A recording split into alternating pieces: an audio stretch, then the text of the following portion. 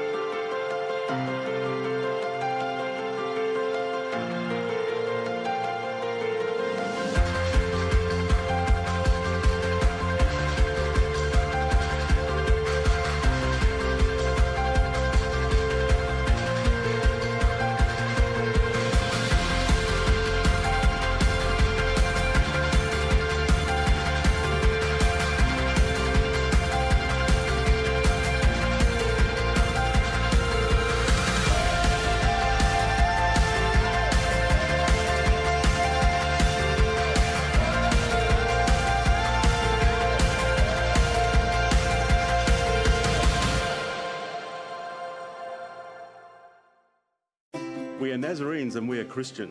우리는 예수님의 사람입니다. Y somos cristianos. Bit itigling ahandos. Tunatenda mwana Kristo. Imwe Kristiani. Sisi ni wa Nazareno na tu wa Kristo. We are Nazarene, and we are holiness. 我们是拿撒勒人，我们是圣洁的。 Tomorrow ha, tanshino duwipchete. 미티안 간시 힘을 유지 святости. Tunatenda moyamsene. 우리는 세상과 구별된 성결인입니다. We are Nazarenes and we are missional. Imwe люди с миссией. patian rian atuan mi kansi Na tunaamini kupeleka ujumbe. We are missional.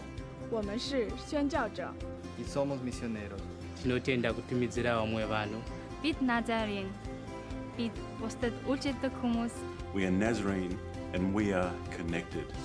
Kami sa rekla peman ni iskopla hasoko kyang mafamur na rendi. I forso kyang ni unronghen. Tomorrow ha, 용지 duwipchete. Estamos conectados. 在基督里是一体。 Bit imnikete. 힘을 едины. Na tunaamini kwa umoja. Tunatenda kubatana na wamwe bano.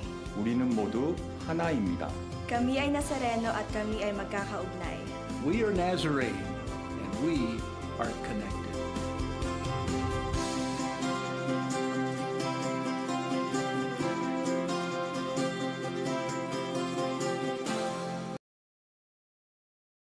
Isa, good morning. Pwede ba nating palakpakan ng Panginoon? Amen. Welcome po sa ating pananambahan sa umagang ito kahit medyo makulimlim at umaambon na nga. At salamat po sa bawat isa sa pagpunta. And are you excited to worship the Lord today? God is good. And amen. And so, batiin mo yung katabi mo, Merry Christmas. It's the first Burr months of the Burr months of all. So, dapat maging excited tayo palagi. This morning, let's celebrate, let's worship the Lord, and let us magnify His name because God is good and His love endures forever. So, may I ask everyone na tayo pong lahat ay tumayo sa ating call to worship.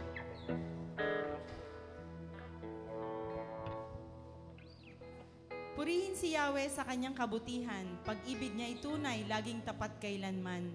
Pinakadakilang Diyos ng mga Diyos ay pasalamatan. Pag-ibig niya ay tunay, laging tapat kailanman. Ang Panginoon ng mga Panginoon ay ating pasalamatan. Pag-ibig niya ay tunay, laging tapat kailanman. Dakilang himala at kababalaghan, tanging kanya lamang. Pag-ibig niya ay tunay, laging tapat kailanman. Itong kalangitan kanyang ginawa ng buong kahusayan. Pag-ibig niya ay tunay, laging tapat kailanman. Tayo ba'y manatiling nakatayo tayo ba'y manalangin sa Panginoon. Dakilang Diyos, nagpapasalamat kami, Panginoon. At muli kaming magpupuri sa iyo, Panginoon, at sasambahin namin ang iyong pangalan. Hindi hadlang ang ulan, Panginoon, para papurihan ka namin. Ikaw ang dakilang Diyos na nagbigay sa amin ng buhay, Panginoon. Papasalamat kami, Panginoon, sa mga ginawa mo sa amin sa araw-araw na kabutihan.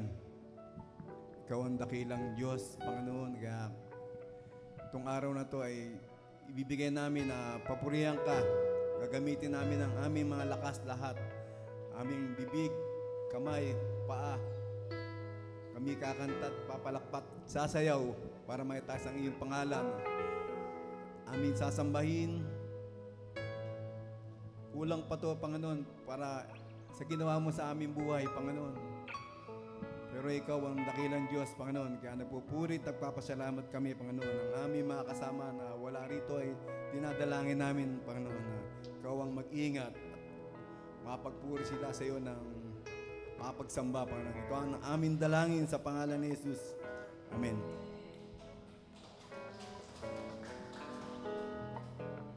Amen. I hope we're ready to worship the Lord together this morning. Amen. Amen. Let's get prepared. Let's just jump right into it. I don't know if you're tired this morning. I don't know if you're with much energy or if you're just ready for another week. But let's worship the Lord together with lots of joy in our hearts. Amen?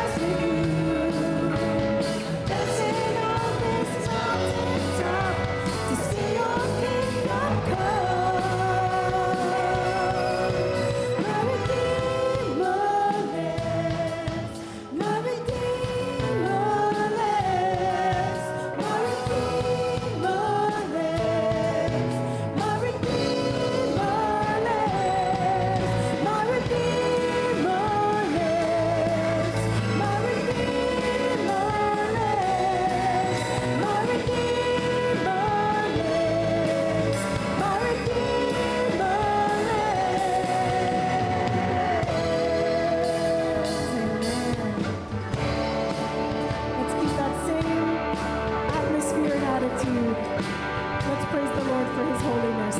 Amen.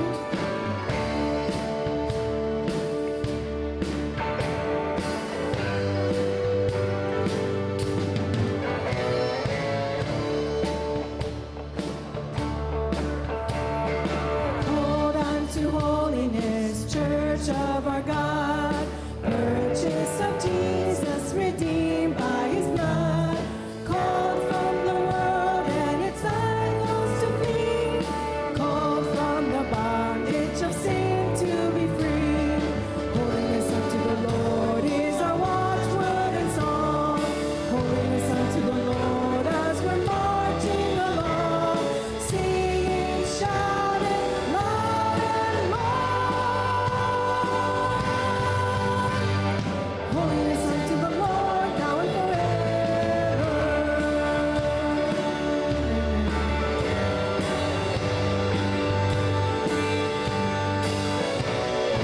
Hold unto holiness, children of light, walking with Jesus in garments of white, raiment unsullied, not tarnished with sin, God's Holy Spirit abiding within. Holiness unto the Lord is our watchword and song. Holiness unto the Lord as we're marching along, singing, shouting loud and long. Holiness unto the Lord now and forever.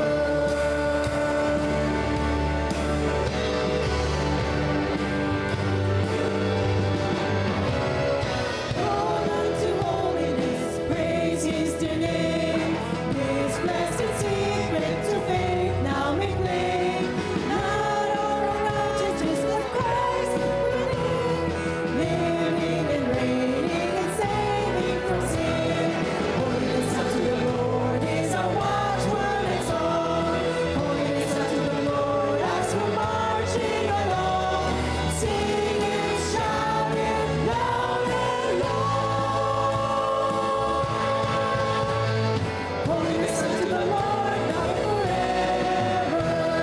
Holiness unto the Lord is our watchword and song. Holiness unto the Lord as we're marching along, singing, shouting loud and long. Holiness unto the Lord now and forever. Holiness unto the Lord now and forever. Holiness unto the Lord now and forever.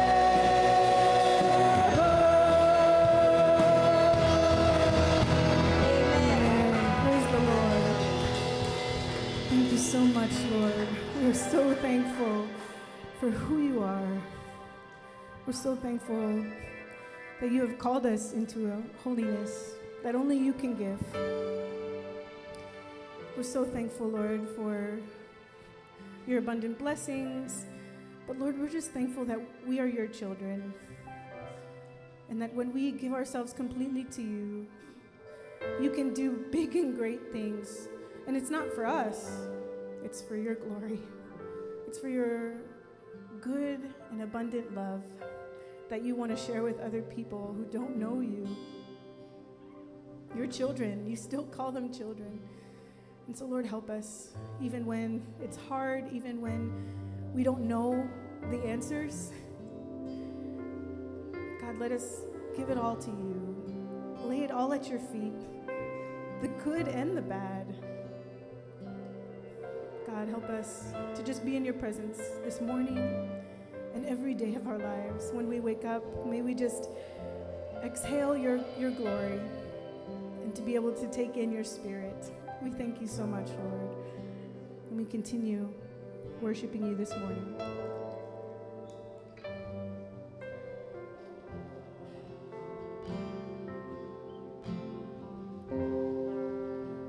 I give myself away.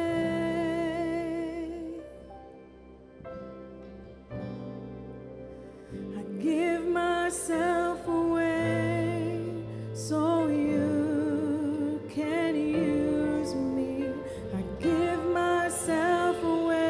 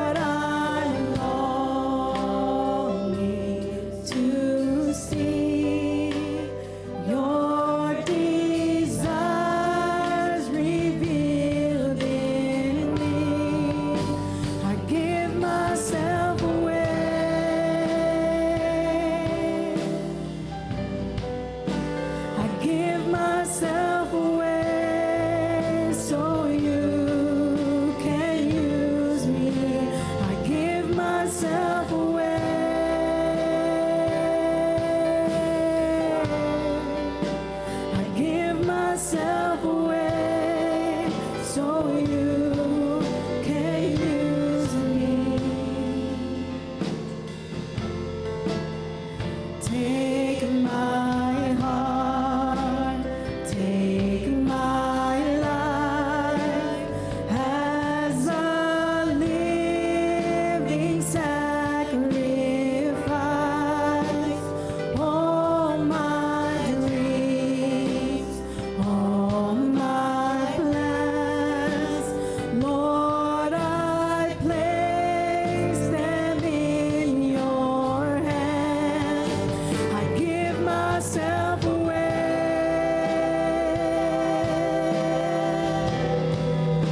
I give myself away so you can use me.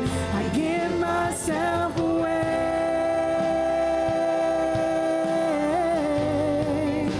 I give myself away so you can use me.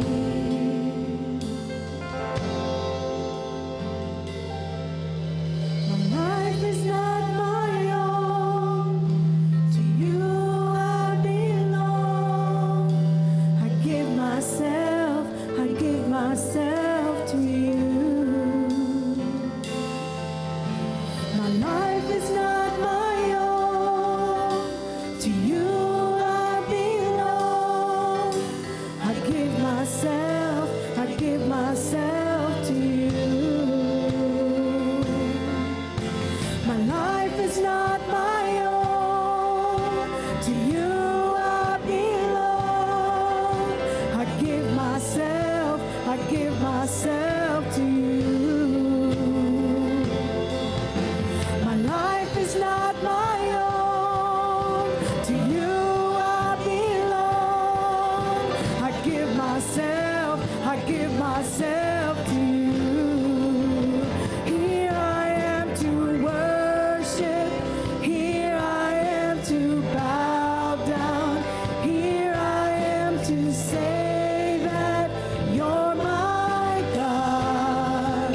You're altogether lovely, altogether worthy, altogether wonderful to me.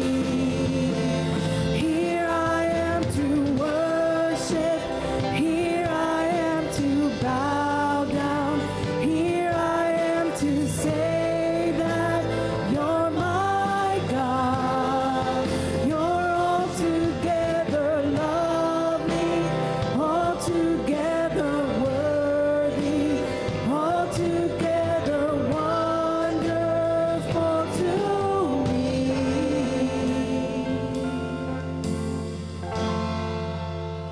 Here I am to worship. Here I am to bow down. Here I am to say that you're my God. You're altogether lovely, altogether worthy, altogether wonderful to me.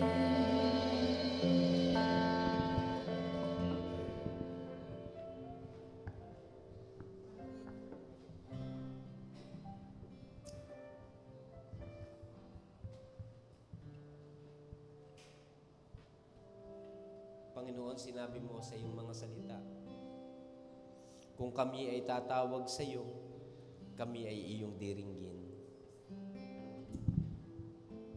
Pinangahawakan din po namin ang sinabi mo na bubuksan mo ang durungawan ng kalangitan. Maraming salamat sapagkat sa aming pagkatok, pinagbubuksan mo kami ng pintuan.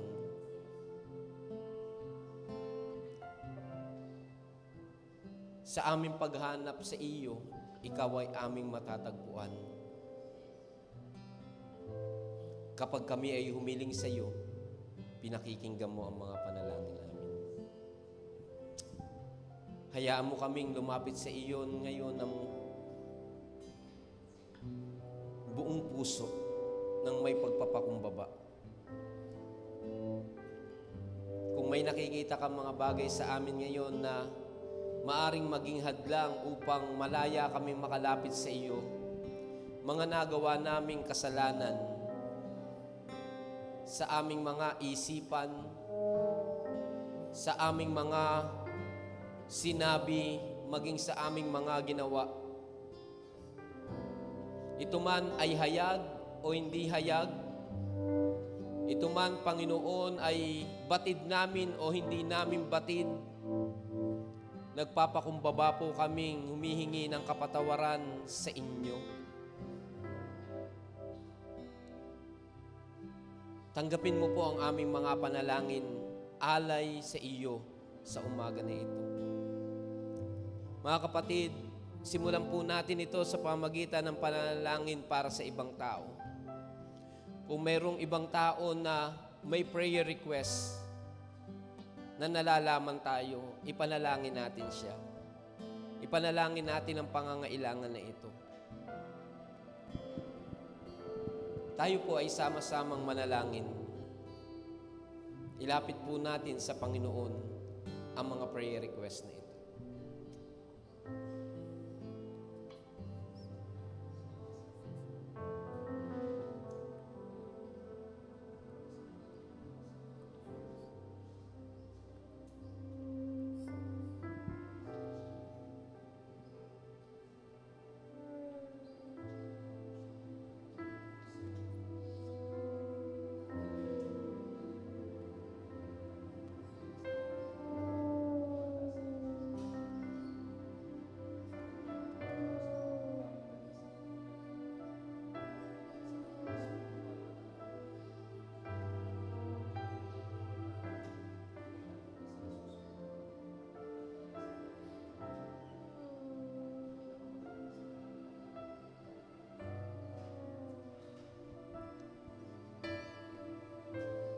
Panginoon, naririnig mo po ang mga panalangin ng iyong mga anak na panalangin po namin para sa ibang tao. Ito man ay kagalingan sa karamdaman, ito man ay kaligtasan, ito man ay kaayusan na nasirang relasyon, ito man ay katugunan sa mga pangangailangang kanilang pinagdadaan ng pagsubok o problema. Walang mahirap sa iyo. Walang imposible sa iyo. Sapagkat kami ay merong Diyos na buhay, Diyos na hindi natutulog, Diyos na may mata at tainga, Diyos na may bibig, may kamay at paa. Panginoon, pinangahawakan po namin ang iyong mga salita na sa aming paglapit sa iyo, kami ay pinakikinggan mo at tinutugon mo ayon sa iyong banal na kalooban. Ngayon naman, ipanalangin po natin ang ating personal na panalangin. Maglaan tayo ng panahon na ipanalangin ang mga personal na panalangin natin ngayon. Hilingin natin to ng may pagtitiwala. Hilingin natin ito ng may pananalig na ang Diyos, ang tumutugon na Diyos sa ating mga panalangin. Tayo po ay magsama-samang manalangin.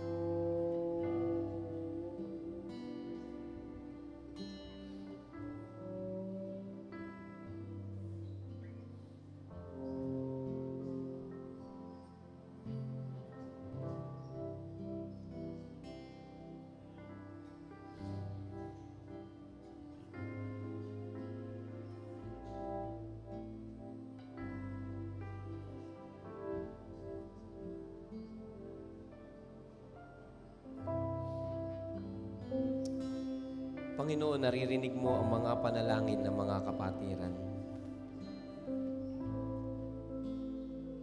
Ang mga panalangin na ito, Ama, ay hindi ang kagustuhan po namin ang ninanais namin, kundi ang kalooban mo ang hinahanap namin at ang nais naming maganap sa aming mga buhay. Ipinapanalangin po namin ito ng buong pananampalataya. Kung ito man, Panginoon, ay kagalingan sa anumang karamdaman na nararanasan ng iyong mga anak, we declare healing. We declare, O God, ang panunumbalik ng maayos na kalusugan ng mga kapatid. Kung ito man ay financial na mga challenges, O God, at maging financial liabilities, O God, Father, we pray, O God, na kayo nga po ang Diyos ng pagpapala. Kayo ang Diyos na pinagmumulan ng lahat ng kayamanan. Hindi lamang ang kayamanan ng mga nilikha mo, Panginoon, sa sanlibutan na ito, kundi maging ng pinansyal, Panginoon. We pray, O God, at pinangahawakan namin ang mga salita mo na ang iyong mga anak ay hindi magkukulang. We will no longer be tails, O God. Hindi na manghihiram, Panginoon, kundi kami, Panginoon, ang gagamitin mo na maging daluyan ng pagpapala sa mga tao. Father, this is what we declare. Hindi na kami tails, kundi kami ang magiging heads, Panginoon. Hindi na kami mapapasailalim sa mga tao na mga hinihiraman namin, Panginoon, kundi kami na magiging daluyan ng pagpapala mo. Enable us, Father, provide the needs of your children. And even, Lord, we even lift up to you, Panginoon, ang mga kabuhayan ng bawat isang kapatiran. Pagpalain mo po ang mga kumpanya. Pagpalain mo ang mga pinapasukan na trabaho ng iyong mga anak. We pray, O God, that this will flourish because of your children. Dahil sa presensya ng iyong mga anak. Lord, walang imposible sa iyo. Ang lahat ng bagay ay posible sapagkat you are God na makapangyarihan sa lahat. We even lift up to you our families, O God. Strengthen, Panginoon, ang relationship ng bawat mag-asawa, ng bawat tatay at nanay na naririto. We pray, O God, na ikaw ang patuloy na magpala sa kanila, Panginoon. Bigyan mo ng karunungan at kalakasan sa kabila ng mga maraming pagsubok na pinagdadaanan ng mga mag-asawa, Panginoon. Dalangin ko na ikaw ang maging sentro ng kanilang pagsasama at maging ang kanilang mga anak. Tulungan mo silang patuloy na mapangalagaan ang kanilang mga anak at lumaki sila na may takot sa iyo. Magsisilbing gabay. Father, we pray sa aming mga buhay, gawin mo kaming liwanag sa kadiliman na ito. Gawin mo kaming beacon of light sa mga tao na nawawala ng pag-asa. Sa mga tao na nalilito, kasangkapanin mo kami na magbigay, Panginoon, ng gabay sa kanila ayon sa paggabay mo sa amin. Lord, we commit to you our lives. Katulad ng inawit namin, we give ourselves to you, O God. And for this whole week at mga darating na mga araw, we give ourselves to you, O God. Ibinibigay po namin pinagkakatiwala lahat ng mga mangyayari sa aming buhay. Ikaw ang manguna. Ikaw, Panginoon, ang maitaas sa aming buhay. Lord, maraming salamat po. At minsan pa po namin iahayag ang aming buhay hindi sa amin, ito ay sa iyo. Pangunahan mo kami. And as a church, make us one sa kabila ng mga nararanasan namin ng mga pagsubok at ganun din bilang magkakapatid kay Kristo. Patuloy na pag-isahin mo ang aming mga puso. Naganapin namin ang iyong banal na kalooban. And as a church, it is also our prayer. We give ourselves away so that you can use us.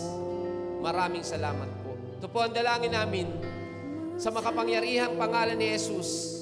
At minsan pa namin ihahayag, we give ourselves away. I give myself away.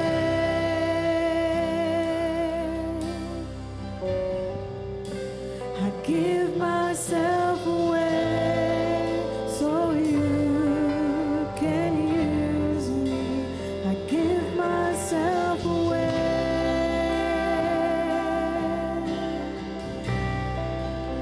I give myself away so you can use me. I give myself away.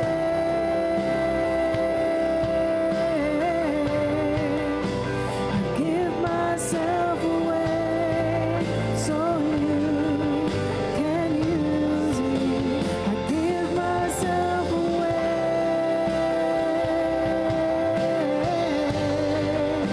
I give myself away so you can use me.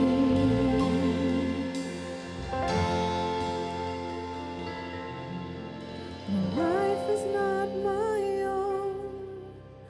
To you I belong. I give myself to you. My life is not my own. To you I belong. I give myself to you.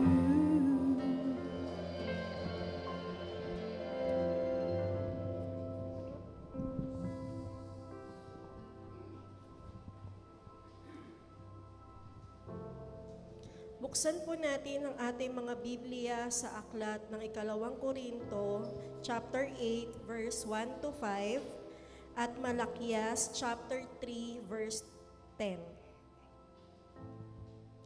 Mga kapatid, ibig naming malaman ninyo na ang biyaya ng Diyos ay ipinagkaloob sa mga iglesia ng Macedonia. Ang dinadanas nilang paghihirap na naging pagsubok sa kanila ay nagdulot ng kasaganahan ng kanilang kagalakan sa gitna ng matinding karukhaan. At ito ay lalong sumagana sa matapat na pagbibigay.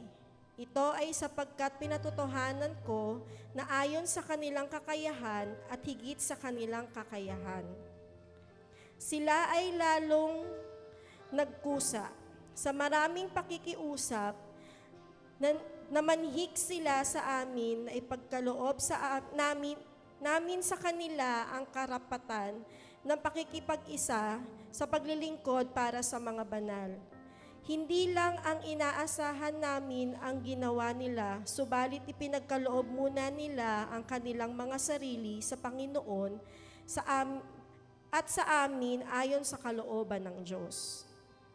Malakias 3:10, dalhin ninyo ng buong buo ang inyong mga ikasampung bahagi sa tahanan ng Diyos, upang matugnan ang pangangailangan sa aking tahanan.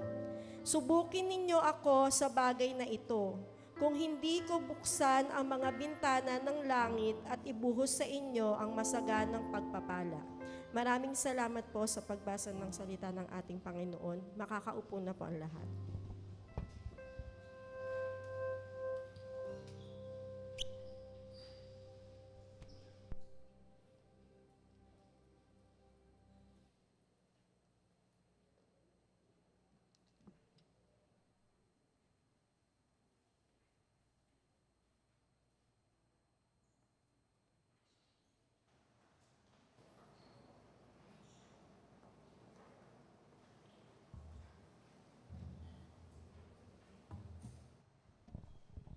Good morning po. Maaari niyo po bang tapikin ang inyong katabi, batiin po sila at sabihan ng isang mapagpalang linggo ng umaga sa inyo. Amen. Purihin po ang Panginoon sa umaga na ito. Sabi nga po sa panalangin kanina, bagamat maulan, hindi ito makakapigil sa ating pagsamba sa ating Panginoon. Amen? Amen.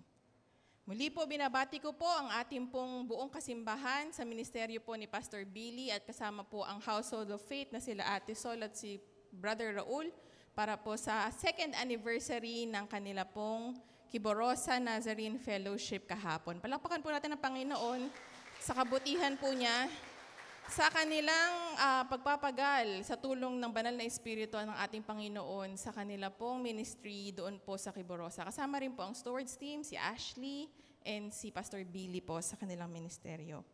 Amen. Sa ating pong pagpapatuloy, nais ko po magpasimula sa isa pong pagdedeklara ng ating pong liturgical reading or Apostles' Creed. Sama-sama po tayong basahin or sama-sama po nating basahin ang ating pong Apostles' Creed sa umaga po na ito. I believe in God, the Father Almighty, Creator of...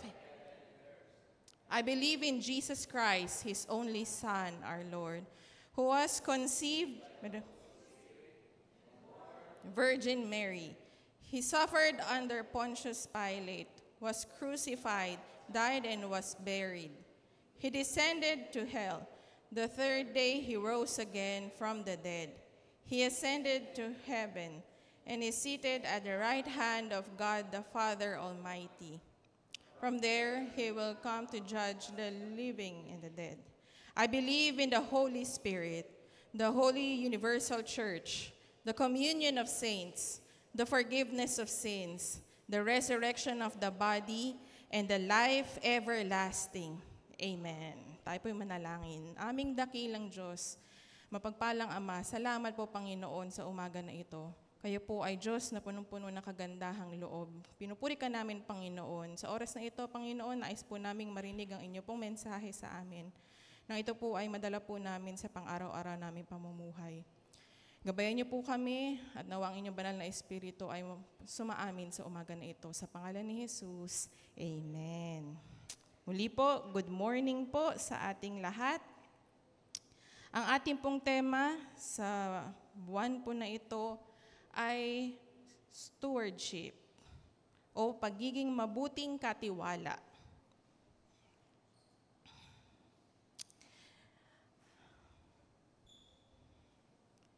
Isa po sa mga natatanging katauhan o karakteristik ng isang Kristiyano ay ang pagiging mapagbigay. Tayo po ba ay mapagbigay? Tayo ba ay generous? Amen po. Amen. Wala po daw sa Kristiyano ang madamot. Naniniwala po ba kayo doon? Hindi dahil tayo ay mayaman, kundi tayo daw ay pinagpala ng ating Panginoon at bumubuhos ang kanyang mga blessing sa ating mga buhay. Hindi lamang po ito spiritual, kundi yung ating pangangailangan ay natutugunan sa ating pong pang-araw-araw na pamumuhay. Alam niyo po, isa po sa napakagandang practice ng generosity na natunghayan ko sa pagiging pastor ay kapag ang mga pastor ay pumunta sa isang lugar, hindi lamang po honorarium ang binibigay, kundi binibigay din nila kung ano yung makakaya nila. Ito ay maaaring kanilang talento, oras, at higit sa lahat, ang maganda po doon, yung kanila pong mga pasalubong. So ilan po sa mga maganda pong nangyari nang pag umiikot po ang mga pastor sa buong Pilipinas, ay nagbibigay po sila ng mga pasalubong po sa mga pastors kung ano yung delicacy ng bayan na meron sila. Let's say, nagpunta po kami sa, halimbawa, sa Iloilo, mga biskotso, yung mga prutas nila doon, at kailangan mo yung bitbitin papunta sa airport. Babalutin nila yon para hindi maging hadlang o sagabal yung mga binigay nilang blessing sa mga pastors. Meron pang ilang mga pastor or DS na nagbibigay po ng bigas, mga 10 kilos na bigas sa mga pastors para po ito ay matugunan ng pangangailangan ng pastor sa pamilya at maging doon sa pastors nila. Marami pong paraan na maibigay po natin ng pagpapasalamat at blessing hindi lamang sa mga pastor at sa iba't ibang klaseng tao pati. Alam niyo po, hindi po magiging sagabal ang pagbibigay dahil ito po ay sa iba't ibang kaparaanan daw po natin. And that is a good example of being a good steward or pagiging isang mabuting katiwala sa pagiging isang Kristiyano o namumuhay ng may kabanalan sa ating mga buhay. Tayo po ay pinagpala dahil tayo ay may kabuhayang buhat sa ating Diyos. Amen? Ang kabuhayan natin, ang negosyo natin ay buhat sa biyaya at kagandahang loob ng ating Panginoon. Wala naman po sigurong illegal. Amen. So lahat daw po ng ito ay blessing na nagmumula sa ating Panginoon. Kaya malakas po ang ating paninindigan, ang ating pananampalataya na lahat ng ating natatamasa ay buhat sa ating Panginoon. Nararapat lamang na ibalik natin ang papurit pasasalamat para po sa ating Panginoon. Huwag daw po natin itong angkinin dahil lahat po ng meron tayo ay galing sa kabutihan ng ating Panginoon. Ang ilan daw pong mga tao sa panahon ngayon ay natatakot mawalan at sila po ay nagdadamot dahil baka ito ay maubos. Ang Kristiyano ay kabaliktaran. Ang mga Kristiyano daw po ay mas nagiging mapagbigay dahil alam nila natutugunan ng Panginoon ang pangangailangan anuman ang dumating sa kanilang mga buhay. We need to be aware na wala po tayong pagmamay-ari sa mundong ito. Lahat ng ating ari-arian, lahat ng meron tayo ay galing sa ating Panginoon. Tayo lamang ay caretakers o tagapangalaga ng ating pong mga ari-arian, negosyo, at mga kabuhayan. Nang nilikha po ng ating Panginoon, ng Panginoong Yahweh, ang hardin ng Eden, He created everything. Lahat daw po ng nandoon sa loob ng hardin ng Eden was created by our Yahweh, and everything was provided. Lahat ng kailangang gawin, kainin, nandun na po sa hardin ng Eden. It is clear that the commandment is sumunod sila. Sumunod sila doon sa utos ng Panginoong Yahweh na lahat ng kailangan nyo, pagkain, gawin nyo ang lahat ng gusto nyo gawin dito. Pero may isang rule or may isang batas na sinabi ang Panginoon na huwag gagalawin. Ang sabi nila ay the tree of knowledge of good and evil at sila ay mahuhulog sa kasalanan. Pangalawa pong sinabi ng Panginoong Yahweh sa kanila is pangalagaan nila yung lahat ng nandoon sa hardin ng Eden. To take care of everything na nandoon sa Garden of Eden. Yun po yung sabi sa Genesis. And this tells us that even the beginning or in the creation, God wanted men and women to be caretakers of creation. Maging mabuting katiwala sa nilikha ng ating Panginoon. At sunod doon ay paramihin. Sige, basahin po natin yon sa Genesis 2 verse 15. Yung pong sinabi ng Panginoon na iniwan niya kay Adan at kay Eva. Iniligay ng Panginoong Yahweh ang tao sa halamanan ng Eden upang ito ay pagyamanin at pangalagaan. Dalawa po ang sabi doon ng Panginoong Yahweh kay Adan at kay Eva. Pagyamanin at pangalagaan. Yan po ang rule or yan po ang parang iniwan sa kanila ng ating Panginoong Yahweh. Again, ulitin ko, pagyamanin at pangalagaan. Alam niyo po, we are good in multiplication. O sabi nga sa ibang mga translation ay humayo kayo at magpakarami. Pero kasama rin doon ang pangalagaan, ang nilikha ng Panginoon. Madalas po nating naririnig na magparami. Yun po, yung mga sinasabi ng ating sa mga messages, di ba? We are good in multiplication. But sometimes, tayo ay nasusubok or nasa-challenge when it comes to pangangalaga. Okay, so yun po yung naging problema natin. We multiply, marami tayong ginagawa, marami tayong ina-accept na mga gawain, pero ito po ba ay napapangalagaan natin? At doon po papasok ang pagiging isang mabuting katiwala, to be a good steward. Sabi nga sa ilang mga surveys dito sa ating mga kapaligiran sa gobyerno natin, marami tayong mga anak ang mga Pilipino. Ngunit ito ba ay nabibigyan ng sapat na pangangailangan or were they able to provide basic needs Di ba? Yung iba, merong mga anak na 7, 5, yung iba umaabot ng 12. Pero ito ba ay napapangalagaan? Napagyayaman, tunay nga po. Pero ang tanong po is, ito ba ay na-maintain, nasusustain, o napapangalagaan? Yun po ang biblical truth na maaari nating sabihin or mapag-aralan sa umaga na ito. That we are stewards na nagpaparami and at the same time, napapangalagaan. May mga pagkakataon na nagkakaroon ng hindi magandang mga karanasan when it comes to kapabayaan ng mga morality sa panahon ngayon. Sabi natin, we are good in multiplication. Pero tayo po ba ay napapangalagaan ba natin ang moralidad ng mga anak natin? Moralidad ng ating mga kakilala sa panahon ngayon? Are we good in reminding them to stand in the truth about Christ and biblical truth? Or sadyang dyan lamang sila, hinahayaan lang natin gawin yung gusto nilang gawin?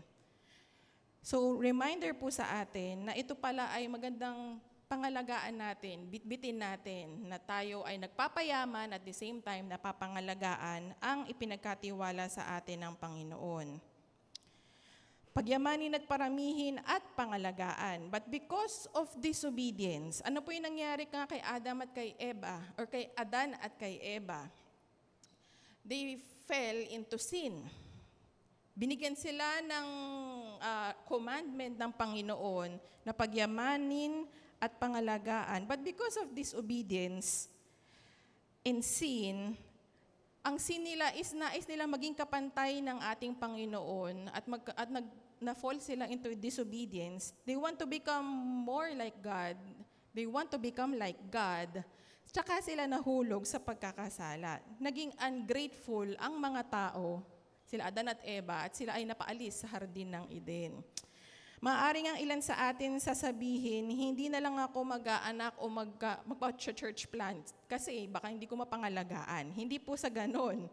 Ngunit ang sinasabi sa atin ng Panginoon, kasama natin ang Panginoon sa kung ano man ang ating pinagyayaman at hindi dahil sa sarili nating kakayanan. Marinaw po yun, ha? Tayo po ay patuloy na magbibigay ng effort, ng lakas natin sa ating Panginoon para lumago ang kanyang ministeryo, pero hindi dahil sa sarili nating kagalingan o hindi dahil sa sarili nating lakas, kundi sa tulong at gabay ng ating Panginoon. It is God's law that we give also what is due sa ating Panginoon. Ngayon naman po pupunta tayo when it comes to our giving. Kasi nga po, stewardship ang ating team.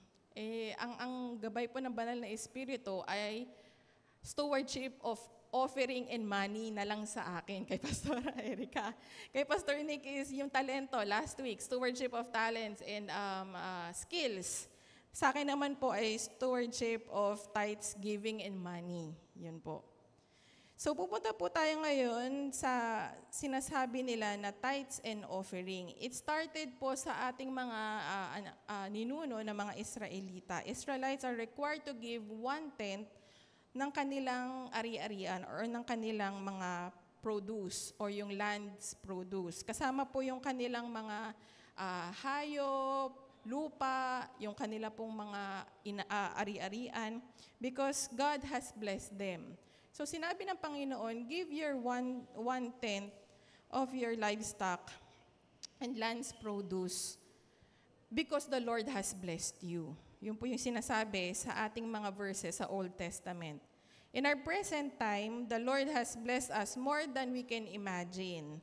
Ano po yung mga blessing nyo na parang hindi yata deserve minsan na mapasa atin? Sometimes yung ating pong mga blessing is sa iba't ibang kaparaanan.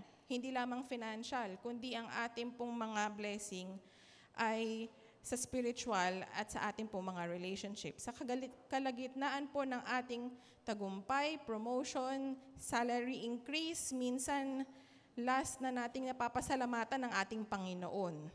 Parang hindi natin nauuna ang pagpapasalamat sa Panginoon. Sa panahon ngayon, madalas ko pong nakikita sa mga hindi pa mananampalataya na mga kaibigan ko. Inuuna nila ang pagta-travel at pagpunta sa iba't ibang bansa o sa iba't ibang lugar bago sila magpunta sa church or magpasalamat sa blessing na natatanggap nila. Minsan may mga ilan din na inuuna ang pagbili ng mga material na bagay, which is okay naman, at last na, yung parang less na lang yung napupunta na pagpapasalamat nila sa Panginoon. Inuuna ang mga bagay na hindi importante at nahuhuli ang pagpapasalamat sa Panginoon. Ganun po yung nangyayari sa mundo natin ngayon or sa mga taong hindi pa mananampalataya. Imbis na unahin ang pagpapasalamat sa Panginoon, magkaroon ng prayer, umattend ng church, magbigay ng what is para sa Panginoon, nakakalungkot dahil nauuna yung kanilang pagpapasarap buhay, nauuna yung kanilang paggastos, at less na yung nabibigay sa ating Panginoon. So ganun po yung nangyayari sa mundo ngayon or sa mga hindi pa mananampalataya. At naobserbahan ko po ito sa ilang mga kakilala ko po na mga hindi pa Christian. Alam niyo po, sabi po sa bilang or Numbers 18:21, basahin po natin. When it comes to giving, when it comes to tithes and offerings, sabi po ng banal na kasulatan, ang bahagi ng mga Levita ay ang 10 bahagi na ibibigay ng Israel at ito ang nauukol sa kanilang paglilingkod sa toldang tipanan. Isa pa pong verse when it comes to reminding us on how we can give our offering and tithe sa Panginoon ay sa Leviticus 27:30. Alam niyo po, napakaganda ng Leviticus when it comes to service, sacrifice, and offering. Basahin po natin, Leviticus. Lahat ng 10 bahagi, maging binhi o bunga ng pananim ay nakalaan kay Yahweh.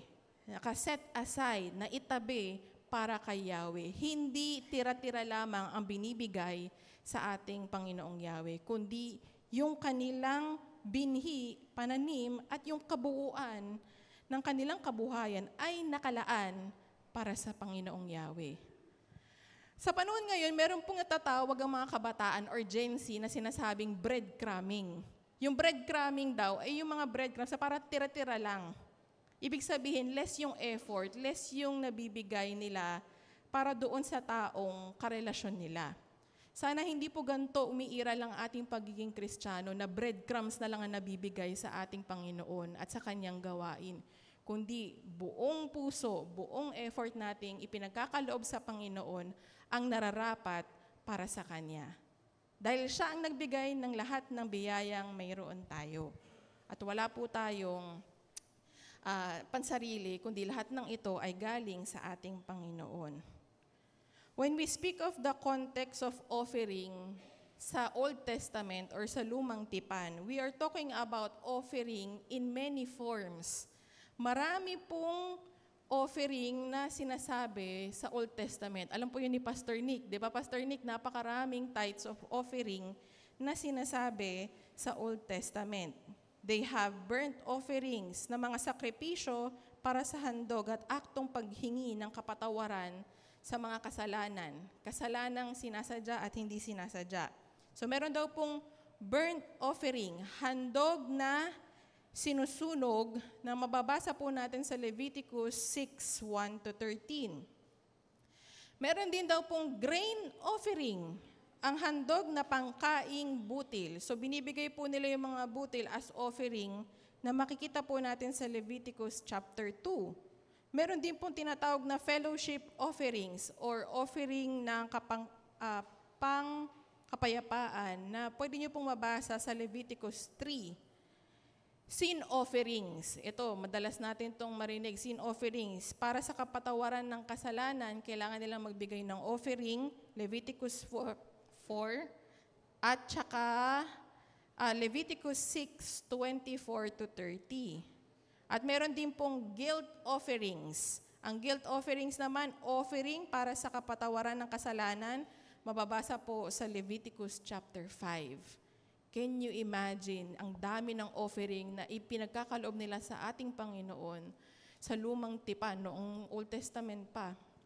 But this time, sa ating present time, we only give 1/10. Hindi naman sa nilalang ko, but that is parang small portion lang kumpara sa dami ng ipinagkakaloob nila na offering noong unang panahon.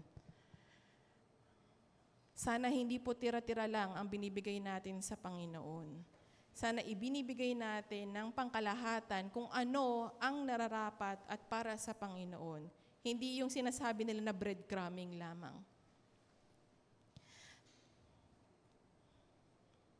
Bukod po sa mga kinakailangan nilang mga handog o offering, ito po yung mga by law sa Mosaic law or sa law of Moses na mga offering o by law na kailangan nilang ibigay na offering.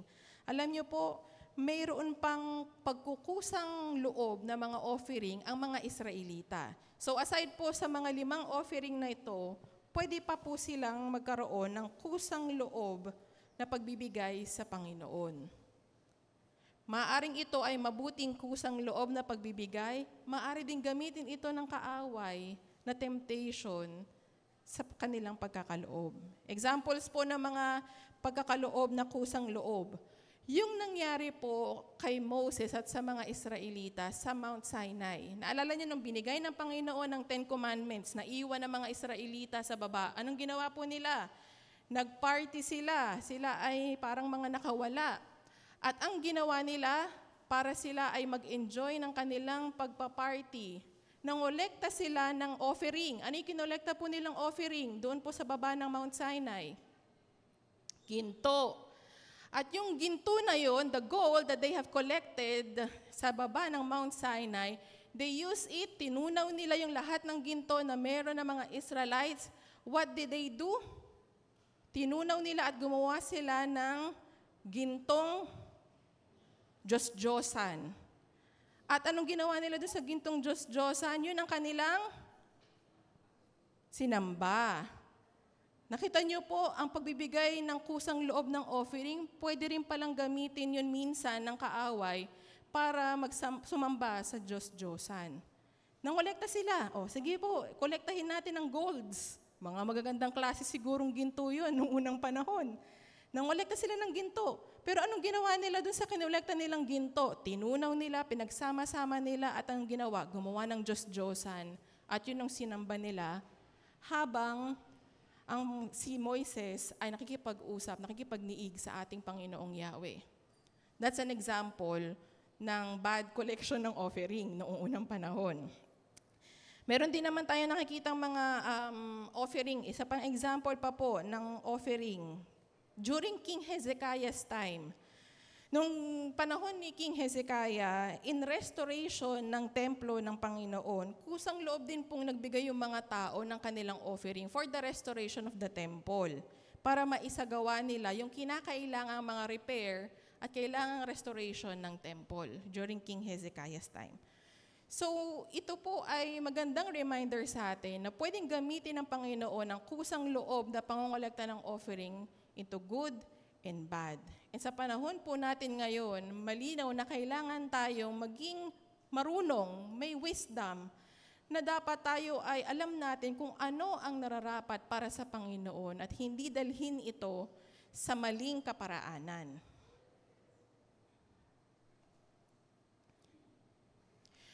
There will be offerings that can be used for good and for bad.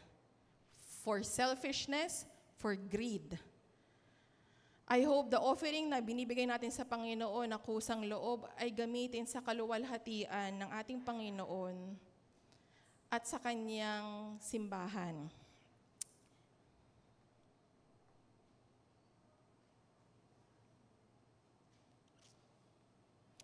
Basahin po natin ang isa pong scripture mula po sa Haggai. When it comes to offering din. Imbis na pagtuunan nila ang pagsasaayos ng templo, ay inuna nila ang mga sarili nilang hangarin na tila hindi sila nakokontento sa kanilang mga sarili. Haggai 1:1-6. Next slide po. Basahin po natin ng sabay-sabay. Kahit po mabagal, at least maintindihan po natin. In the 2nd year of King Darius, on the 1st day of the 6th month, the word of the Lord came through the prophet Haggai to Zerubbabel, son of Shealtiel, governor of Judah, and to Joshua, son of Jozadak, the high priest. This is what the Lord Almighty says. These people say, the time has not yet come to rebuild the Lord's house. Then the word of the Lord came through the prophet Haggai. Is it a time for you yourselves to be living in your paneled houses while this house remains a ruin? Now, this is what the Lord Almighty says. Give careful thought to your ways. You have planted much but harvested little. You eat but never have enough. You drink but never have your fill. You put on clothes but are not warm. You earn wages only to put them in a purse with holes in it. Ito po ang magiging consequence kung sakaling pagdamutan natin ang Panginoon or kung sakaling hindi natin ibigay ang nararapat para sa Kanya. Para tayong you eat, pero parang hindi tayo nabubusog. Umiinom tayo, pero parang nauuhaw tayo. You never have your fill. You put on clothes, but are not warm. You earn wages. Ito, medyo naintindihan natin ito. You earn wages only to put them in a purse with holes in it.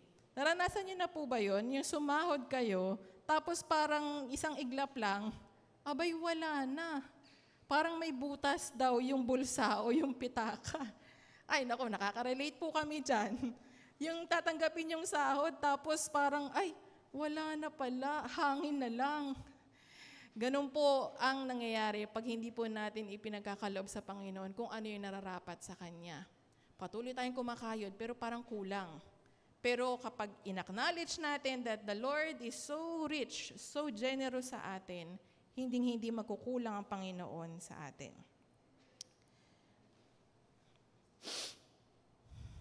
Ito po yung judgment pagdating sa mga tao na inuuna yung kanilang pansariling kagustuhan kaysa ibigay yung nararapat sa ating Panginoon. So the OT practices ay medyo stricto when it comes to offering during that time.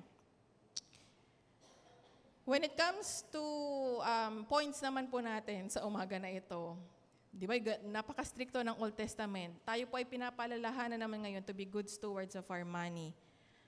Bilang Christian, how can we see it in the new age or new time, in the New Testament, on how to be good steward of our offering, of our money, bilang isang Kristiyano? Number 1, tandaan po natin na lahat po ng mayroon tayo ay mula sa Diyos. Magbigay ng may kagalakan. Ulitin ko po, number 1, lahat ng mayroon ako, ng mayroon tayo, ay galing o mula sa ating Diyos. Anong gagawin? E di magbigay ng may kagalakan. Ilan po sa atin ang nagbibigay na parang, baka wala na akong pangkain, wala na akong pambayad ng ganito, wala na akong pang grocery. Hindi po ganun. Sabihin natin sa Panginoon na ang ating Panginoon ay mayaman na Diyos. Magbigay po tayo ng may kagalakan. Lahat po ng mayroon, ang mga taga-Korinto ay inaalay nila sa mga Diyos. This time po, punta po tayo sa New Testament. We're talking about the church in Macedonia at reminder from Apostle Paul to the churches when it comes to giving. Medyo nag-transition po tayo sa New Testament. Sabi ko po, lahat ng mayroon, ang mga taga-Korinto ay inaalay nila, ibinibigay nila sa ating Diyos. Bagamat sila ay may mga pinagdadaanan sa buhay, sila po ay may mga problema, sila ay nagpapatuloy na magbigay kung ano ang para sa Panginoon. Sabi po dun sa verse 2, dumanas sila ng matinding kahirapan at ito'y isang mahigpit na pagsubok sa kanila. Ngunit, sa kabila ng kanilang paghihikahos, masayang-masaya pa rin sila at bukas ang palad sa pagbibigay. 2 Corinthians 8 verse 2. Napakaganda po na dumanas man tayo ng mga pagsubok, dumanas man tayo ng paghihikahos ng mga problema, hindi po natin pinagdadamutan ng Panginoon dahil yun ay blessing na galing sa Kanya. Amen? Bagamat mahirap ang buhay, lahat po tayo ay saksi dyan. O naranasan po natin ang kahirapan ng buhay. Ang paalala po sa atin ng Panginoon sa umaga na ito, sila ay bukas palad pa rin at masayang nagbibigay para sa Panginoon.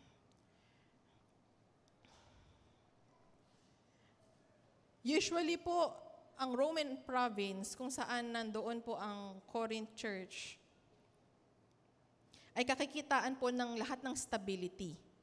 So medyo ito pong encouragement na binigay ni Apostle Paul sa kanila ay isang encouragement buhat sa pagiging mayaman at sila ay naghihirap, parang ganon.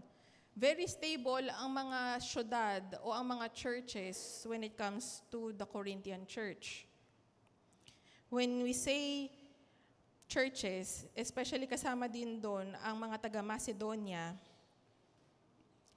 lahat ng aspeto ng stability ay meron sila. Stability ng kanilang pamumuhay, negosyo, pera, at ng kanila pong mga pangangailangan. At yung nangyari sa kanilang paghihikahos ay bago sa kanilang karanasan. Pero despite ng kanilang paghihirap, sila ay mayroon pa ring galak, joy sa kanilang pagbibigay. They did not hoard, hindi nila pinagdamutan ng Panginoon, hindi sila naging madamot, but instead, mas naging generous sila sa pagkakaloob sa ating Panginoon. Ito po ang Kristiyanong pagkakaloob, the Christian giving. Walang takot na nagbibigay sa ating Panginoon, kundi kusang loob. Hindi pinipilit or hindi minamanipulate, but kusang loob na binibigay ang para sa Panginoon. Dahil nakikita nila ang katapatan at kabutihan ng Panginoon sa kanilang buhay. The Macedonians excel in changing their lifestyle. Bukod po sa kanilang pagbibigay sa kabila ng kahirapan, sila daw po ay nagbago ng kanilang lifestyle. Dahil nga sila ay dati stable, ngayon ay sila ay parang medyo naghihikahos, may mga problema. Sila daw po ay nakakitaan ng pagbabago ng kanilang pamumuhay. Natuto silang, ano ba yung kasabihan sa Tagalog? Yung kapag ang kumot ay mahaba? Ay Kapag ang kumot ay maikli, paikliin pa. Ay, hindi. Pag ang kumot ay maikli, ito daw po ay, ano yun? So, i-review ko po yung aking, ano matawag dito? Kawik, ano ba yun? Sa lawikain. Okay. Ang kumot ay maikli, mas lalo, ay matutong mamaluktot. Tama ba? O yun, basta yun na po yun. Ganun po yung nangyari sa mga mananampalataya sa Macedonia. They excel in their lifestyle. So, tayo po bilang mga Kristiyano, mag-decide po tayo. Are we going to serve God? Are we going to serve money? Are we going to serve ourselves? Or are we going to serve our God who provided everything to us?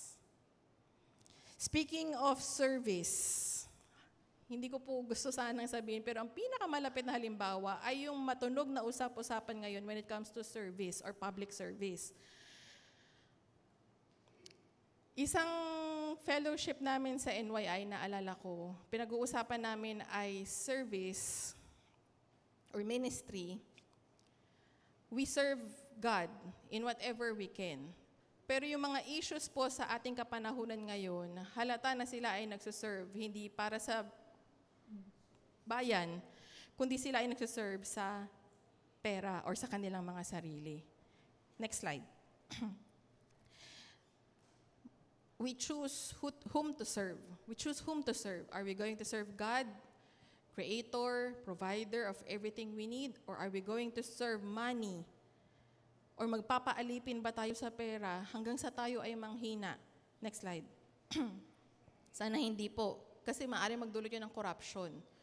Corruption ng ating pagiging Kristiyano, corruption sa maraming kaparaanan, corruption na kagaya nito na hindi natapos. Ayoko na po magsalita ng ibang detalye. It can result into corrupted Christianity. It can result to corrupted morality. It can result to corrupted pera, values. Are we going to serve God or are we going to serve money or evilness?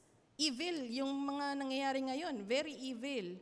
Kasi may mga ganyan, hindi natatapos yung project. Anyway, next slide. Sige po. Pangalawa pong reminder po sa atin, ang pagkakaloob ay kusang loob.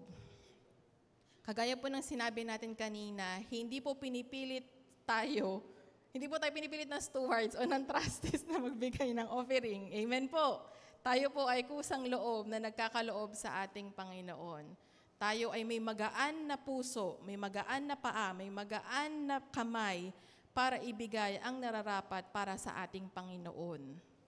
Amen po. Hindi po mabigat at hindi pinipilit ang ating pong mga bulsa at ang ating pong mga kamay para magkaloob sa Panginoon. Give what we have. Kung ano lang po ang meron tayo, yun pong ibigay natin. Huwag po nating ipilit kung ano yung wala tayo. Give kung ano yung makakaya. Huwag mangungutang pang-offering. Okay? Kung ano lang po yung nakakaya, yun pong ipagkaloob sa ating Panginoon. Kung ano ang mayroon tayo, iyon ang ibigay natin. At huwag matakot na ito ay hindi tanggapin. Hindi po ganoon ang Panginoon. Ang Panginoon na hindi na mamimili kung ano ang ibinibigay natin sa Kanya. Ang lahat ng ginagawa po natin ay katanggap-tanggap sa harapan ng ating Panginoon. Ang Diyos ay tumitingin sa puso, hindi sa dami at bigat ng pagkakaloob.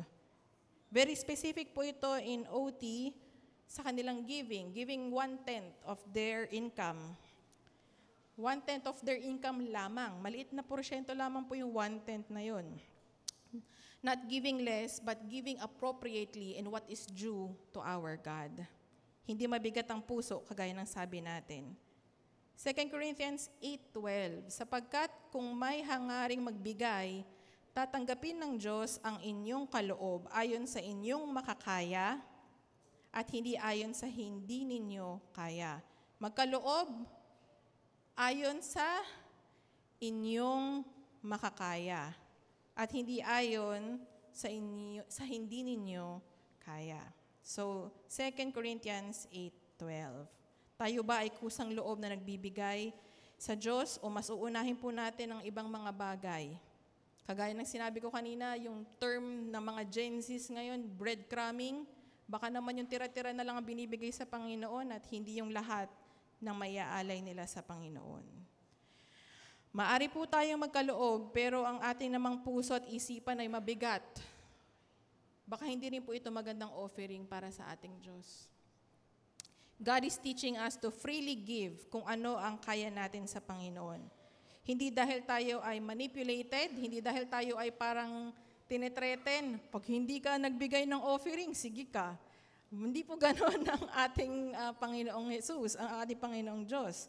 We freely give because we are blessed. At lahat ng ating pagmamayari ay buhat sa ating Diyos. Alam niyo po, we are more than blessed, more than we can imagine, kumpara sa ibang mga kakilala or sa mga ibang mga tao. Kagaya ng sinasabi ko lagi, if you pay your bills, if you have food in your tables, if you have clothes to wear, yung iba branded pa, di ba? That's more than enough. The Lord has blessed us so much sa ating mga buhay. Ba't natin pagdadamutan ng ating Panginoon? Ito po ay pagiging mabuting katiwala sa ating pong mga finances. Gaya po na sinasabi natin, may pambayad ng bills, may pambayad ng, Yung iba nga may pambayad pa ng Netflix tsaka Disney Plus, di ba? O more than enough. Bills natin, Meralco, telepono, tubig. But yung iba may pambayad pa ng Netflix, Disney Plus. Ano pa ba? Hindi ko na alam. Yun lang po. But we are very blessed and give kung ano yung nararapat para sa ating Panginoon. Huwag tayong mag-alinlangan sa pagkakaloob sa ating Panginoon. Ilan po mga halimbawa ng giving sacrificially ay yung gantong paraan. May ilang mga tao or mga siguro sabihin natin ng mga leaders or pastors na imbes na sila ay kakainin pa nila, magtitipid sila para lang may pangsustento sa ministry ng kanilang simbahan. Alam niyo po ba yun? That is one example of giving sacrificially. Imbes na kumain ng maayos, sa mga fast food, kumain o mag-grocery ng maayos, titipirin nila for the sake of ministry, for the sake of mission, for the sake of the thriving of the church. That's an example of sacrificial giving. And that is one thing na ipinagkakaloob sa atin ng Panginoon sa panahon natin ngayon. Pangatlo po, ang pagkakaloob ay para sa pagtulong at paglago ng kaharian ng Diyos. Ulitin ko po, ang pagkakaloob ay para sa pagtulong at paglago ng kaharian ng Diyos. For the building the kingdom of God. For the building of the kingdom of God. The offering that we give primarily is for church operations. Okay? Yun po yung maganda nating maintindihan bilang isang body of Christ. The offering that we give is primarily, mainly for the operation of the church, for Sunday school, for Kiborosa Nazarene Fellowship, for outreach, Radar, Ahon, Milagrosa, Kabading, and especially for church planting, for fellowship. Second, for building maintenance. Medyo madami-daming i-maintain sa building natin kasi malaki yung lot area. Medical and basic needs ng mga pastors. The priesthood, the pastors, your pastors, our pastors. That is where the offering napupunta. Again, operations, maaring pamasahe, merienda ng mga teachers, church maintenance building, and for your pastors, taking care of your pastors, our pastor. Pastor ko si Pastor Nick, pastor natin lahat si Pastor Nick, Pastor Billy, ako pastor niyo ako. And everything na kailangan ng church na ito ay sa pangangailangan at pagpapatatag ng simbahan na ito. Ito ay paraan to evangelize, palaganapin ang salita ng Panginoon. Gawing matatag ang simbahan ng Diyos, to spread the gospel of Christ. If nagamit ito sa ibang bagay, hindi ito katanggap-tanggap sa ating Diyos. Bakit? Sabi po sa Amos 5:12 to 14. Next slide po. Basahin po natin. Basahin po natin ng sabay-sabay. Alam ko kung gaano karami ang inyong ginagawang kasamaan at kung gaano kabigat ang inyong mga kasalanan. Kayo'y humihingi ng suhol sa mga taong matuwid at ipinagkakait ninyo sa mga mahihirap ang katarungan. Naghahari ang kasamaan sa panahong ito. Kaya't kung ika'y matalino, manahimik ka na lamang at gawin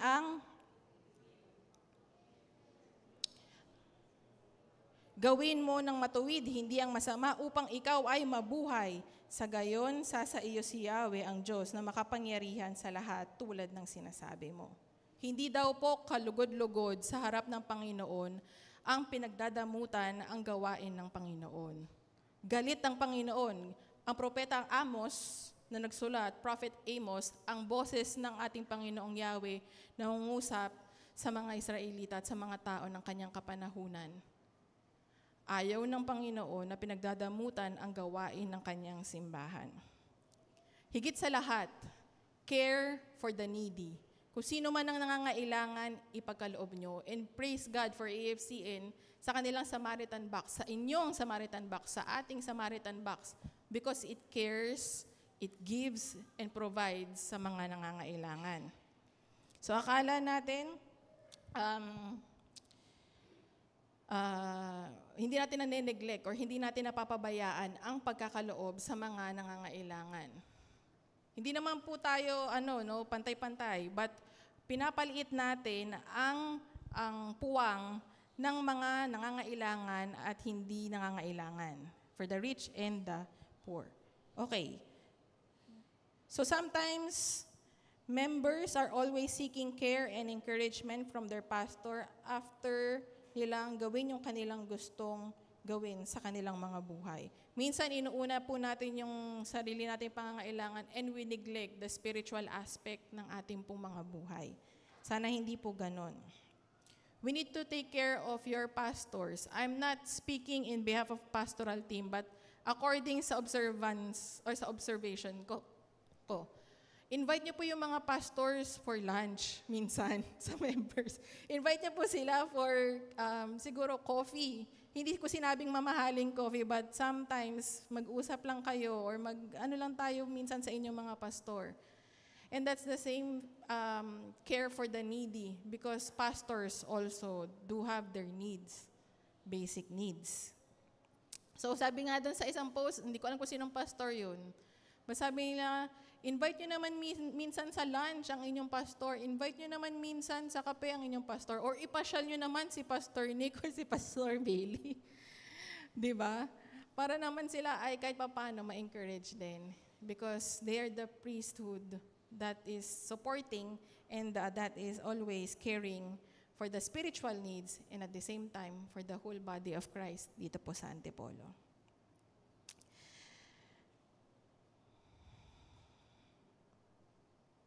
This is the true meaning of being a good steward, to have a balance of spirituality and to sustain the basic needs ng ating pong mga kamiyembro dito sa church. Sabi po doon sa 2 Corinthians 5:15, ang kumuha ng marami ay hindi lumalabis at ang kumuha ng kaunti ay hindi kinukulang. Tama po ba? Basahin po natin. Tulad ng nasusulat, ang kumuha ng marami ay hindi lumabis at ang kumuha ng kaunti ay hindi naman kinukulang. Kung tayo po, maintindihan natin that we freely give, ito po yung ating promise na makukuha. Tulad ng susulat, ang kumuha ng marami, hindi lalabis. Pero kung tayo po ay kumuha ng kaunti, hindi naman tayo kukulangin. That is enough for us, for our needs. Sana hindi po natin ito makakalimutan, especially when taking care of everything dito po sa ating simbahan. Sa akin pong pagtatapos. Next slide po. Yan. So medyo common po ito when it comes to the philosophy, the Maslow's hierarchy of needs. Ito po ay pangangailangan daw po ng bawat tao sa ating kapanahunan. Meron tayong physiological needs, safety needs, love and belonging, esteem, and self-actualization. In our present time, gustong-gusto natin na magkaroon tayo ng matagumpay na pamumuhay. Gusto natin na maging successful tayo. Gusto natin na tayo ay mayroong kagalakan sa paglilingkod. Magkaroon ng motivation sa ating pagpasok sa trabaho araw-araw. Pero alam niyo po, what is the basic foundation para ma-reach yung success o yung tuktok ng self-actualization? Doon po sa self-actualization, desire to become the most that one can be. Yung ibig sabihin, yung pinaka-best version ng self natin ay nasa self-actualization. Ang kinakailangan daw po ng bawat tao para tayo daw ay maka-reach sa best version ng ating mga sarili is ma-reach muna or ma-supply muna yung physiological needs. And the physiological needs, ano po yung mga yon? Air, water, food, shelter, sleep, clothing, reproduction. Needs lower down the hierarchy must be satisfied bago ma-reach yung best version ng ating mga sarili. Kailangan makuha muna ng bawat tao yung sapat na pagkain, sapat na tulog, sapat na maayos na tahanan. Ano pa? Pananamit, clothing, air, reproduction. Kailangan daw po ng bawat tao na masustain muna yung nasa ibaba bago tayo maging best version ng sarili. Kung hindi daw po natin nasusupply o hindi daw po natin nagagampanan yung pang-ilalim na part, hindi daw po tayo magiging maayos na magfa-function sa araw-araw nating pamumuhay. This is science. But when we speak of science or psychological sa ating harapan, there's truth in it. Pag hindi natin nagagampanan or hindi tayo nakakain ng maayos, walang sapat na tulog, hindi natin magagampanan ng mga gagawin nating trabaho sa pang-araw-araw. Same with our spiritual needs. Pag wala tayong devotion, prayer, wala tayong mga ginagawang pagpapatibay ng ating pananampalataya, we can never be a successful Christian. We can never be a good follower of Christ kung hindi natin nagagampanan yung mga basic needs of Christianity or spirituality. Kung sasabihin niyo po na kayo ay best version na ako, ito na, successful na ako sa buhay, balik po tayo ulit doon sa basic needs or physiological needs. Kayo ba ay may sapat na prayer? Kayo ba ay may fellowship? May cell group ba kayo? Baka busy masyado sa work? Then baka hindi natin pwedeng sabihin that we are the best successful Christians or the best successful businessmen kung hindi natin nasusuplayin yung pangangailangan ng ating mga pamilya o ng ating mga sarili. May sapat po ba kayong tulog? Ilang oras po ang tulog nyo? Seryoso po, ilang oras po ang tulog nyo po? 4, 5, 8 hours. Wow, salamat. May 8 hours. Pero kung inyo pong tulog ay 2 hours, 3 hours, baka hindi nyo po masabi na kayo ay may self-actualization o successful. Kasi baka mag-ano yung utak, ano yun? Baka mag-lag. But we thank the Lord that His strength sustains us. Ang kalakasan ng Panginoon ang patuloy na magsusustain. At kailangan kayo po ay makuha nyo muna yung nasa mga basic needs.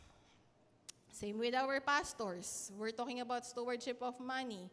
If ang pastor po ay walang basic needs when it comes to food, shelter, clothing, air, sleep, hindi makatulog kasi nangungonsume sa mga members, baka hindi rin maging best version yung inyong pastor, hindi rin magiging successful. Kailangan po munang matugunan ang pangangailangan para tayo ay maging successful na Kristiyano o maging successful na mamamayan. Sana tayo po ay maging mabuting katiwala sa paghawak ng pera, sa paghawak ng spiritual life natin, at sa paghawak ng ating skills na sinabi po ni Pastor last week. We thank the Lord because His grace is enough.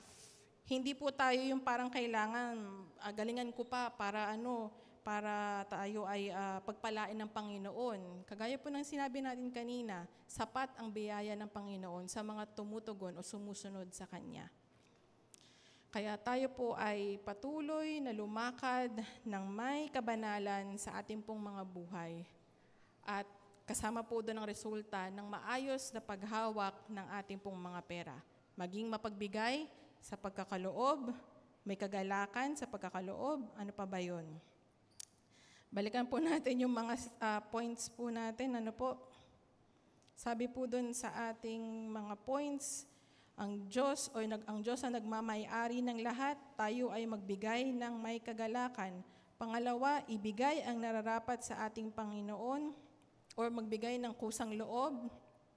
Pangatlo ay, ang pagkakaloob ay para sa pagtulong ng paglago ng kaharian ng Diyos o ng simbahan ng ating Diyos. Tayo po ay manalangin. Aming Diyos, ang Diyos na nagkakaloob ng pagpapala at ng lahat ng aming pangangailangan. Maraming salamat po sa inyong kabutihan at katapatan sa amin. Turuan mo kami, Panginoon, na maging tapat din po sa aming pagtugon sa inyo pong dakilang plano sa amin. Tulungan mo kami, Panginoon, na maging mabuting katiwala. Help us, Lord, na pagyamanin ang inyo pong ipinagkakalob sa amin. And at the same time, Lord, help us na pangalagaan ang aming pong mga ari-arian at ang aming pong mga responsibilidad. Maraming salamat, Panginoon. Kayo po ay Diyos ng pagpapala. Kayo po ay Diyos na mayaman. Kayo po ay Diyos na patuloy na nagkakalob sa amin ng aming mga pangangailangan. Spiritual man, Panginoon, physical, ano man ang aming mga pangangailangan, kayo po ay dakila at tapat kailanpaman. Lord, we also pray that we can be good stewards of our daily lives, na mapangalagaan din po namin ang mga relasyon namin, mga anak namin, at sumunod ng ayon sa kalooban ng Panginoon, to live the standard of holiness, may kabanalan sa kanilang mga buhay. Pinupuri ka namin, Panginoon, at pinapasalamatan at inataas po ang inyong banal na pangalan sa pangalan ni Jesus. Amen.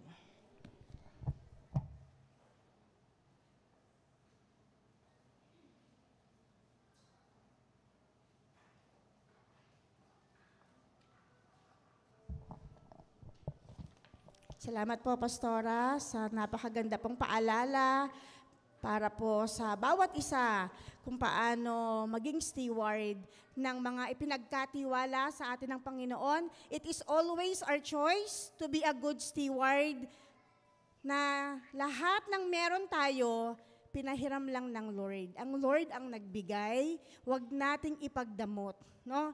Huwag po tayong maging madamot kung anong binibigay. It is our choice to share. It is our choice na yung mga ini-entrust sa atin ay maging bahagi po sa bawat isa. And choice din natin na kung nahihirapan tayo na maging kusang loob, let's admit and ipanalangin sa Panginoon na matuto tayo, Lord, na ibigay yung mga nararapat po, lalo na po sa mga nangangailangan. And lalo na po sa Panginoon, we are not just giving, we are returning po, kasi sa Panginoon yun. So, sige po, ngayon ay tinatawagan ko po ang mga kusang loob na tatayo upang ibahagi ang kanilang mga tithes and offering.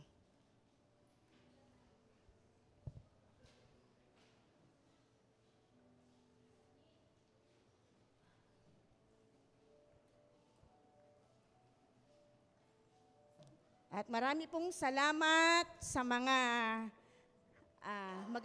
makikita po natin ang mga magagandang bulaklak, makukulay na bulaklak sa ating harapan.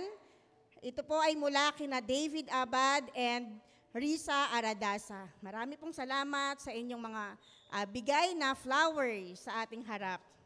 At ganoon din po si Kuya Romel. Salamat po sa palaging malinis na ating area sa ating worship celebration. Kaya si Kuya Romel is a good example of being a good steward. Kasi palaging malinis ang ating bahay panalanginan.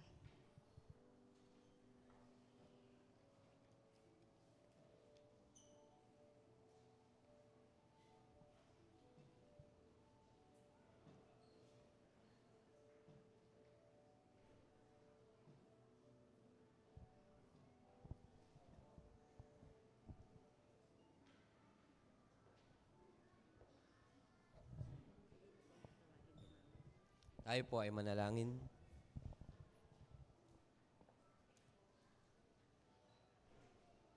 Diyos ng kagandahang loob at ng masaganang pagpapala. Kami po ay nagpapakumbaba na iniaalay sa iyo ang mga kaloob na ito. Ito ay katugunan namin sa iyong